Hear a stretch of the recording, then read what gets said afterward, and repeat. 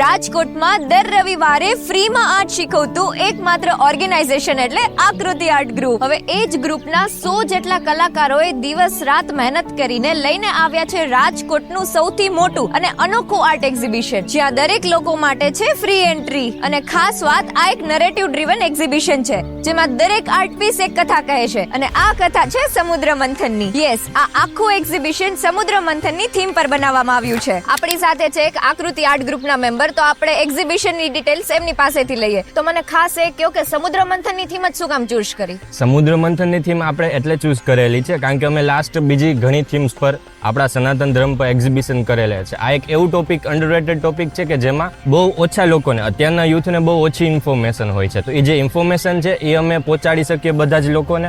એ awareness માટે અમે સમુદ્ર મંથનની થીમ ચૂઝ કરેલી છે. છેલ્લા 6 મહિનાથી 100 જેટલા આર્ટિસ્ટ અહીંયા મહેનત કરી રહ્યા છે, તો પ્લીઝ એમને સપોર્ટ કરવા માટે આવજો અહીંયા. આપણે એક્ઝિબિશન 30 અને 31 સેટરડે સન્ડે ફ્રી એન્ટ્રી છે, તો જરૂર અમને બધાને સપોર્ટ કરવા, જોવા આવવા વિનંતી. અને એડ્રેસ છે doctor Shyama Prasad Mukherjee art gallery, racecourse, Rajkot.